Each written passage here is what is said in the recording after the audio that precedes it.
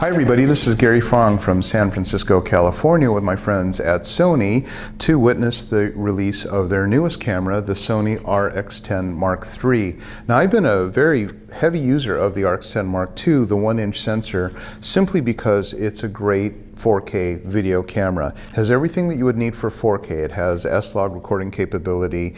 It has XLR sound input as well as eighth inch sound input.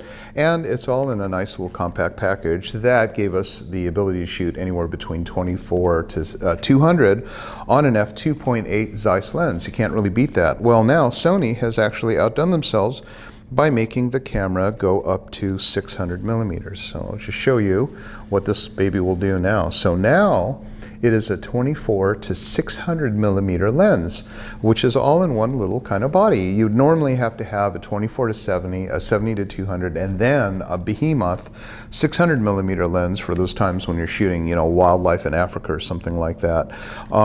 So that is the key feature. It is more ruggedized of a body. A couple of the other things you should know about it is that it's the same sensor as it always was, the back illuminated sensor on the RX10 Mark II. They didn't do many changes to it. There are a couple of operational changes on it, like one of the things that it has is called Zoom Assist, which when you're out at 600 millimeters, something might leave your screen and you don't know which direction it went. Zoom Assist will allow you to see around your zoom area so you can follow the action, which is a very handy thing at 600 millimeters. Who would have thought that that would be a cool feature? Because it is a focal plane shutter, you have the ability now to actually shoot flash sync at up to 1/2000th of a second rather than the normal 1/250th of a second, or taking it up to high speed sync, which is a major battery drain at 1/8000th of a second or whatever. You can go up to 1/4000th of a second simply because the shutter is inside the lens. Also, another nice benefit to shooting with a 1-inch sensor is the macro capabilities. Macro on this camera, I can literally take the camera and put it on top of text, almost touching the lens, and it would be able to read it. So that's kind of a cool feature. So that is the RX10 Mark III. Who's it for? It's for the travel photographer. It's not for the action photographer because it doesn't have phase detection points.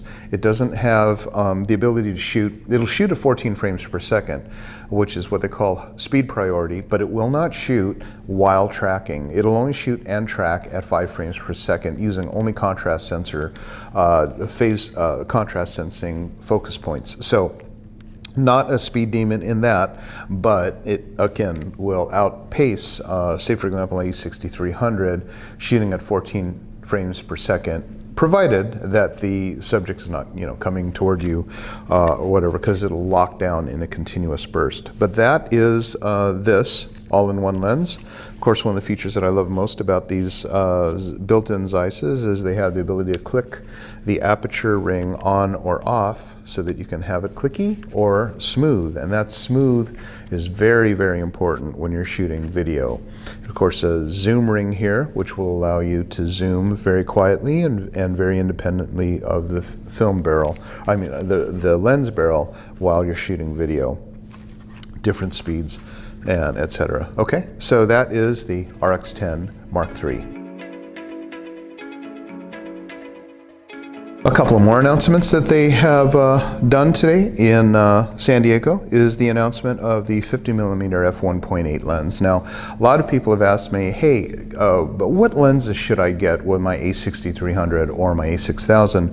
My answer has always been, on a budget, 18 to 105 f4, because it has that beautiful, very soft zoom motor, and at f4, what a great range, right? 24 to 150 equivalent. So that'll kind of capture everything. But you need a portrait lens, and that portrait lens that I'd been using was the 55mm f1.8 Zeiss. Beautiful lens, and I still use it. And one of my favorites because it has circular aperture rings. Well, now they've come out with this new lens. It's about $250 that has circular aperture rings. It's 50mm, not f55, and it's f1.8. So, but very inexpensive. The next lens that they came out with is this one, which now takes the focal length of the FE mount lenses up to 300 millimeters. This is now 70 to 300 G lens, 4.5 to 5.6. It's very hefty. If it was painted white, you would think it was more heavy than it is. For some reason, painting it white seems to make it heavier, but it's got, all the controls that you would think: autofocus, manual focus, zoom ranges, and then optical steady shot is built into this. But now this takes the lens count on the FE series up to, I think it's now past 40.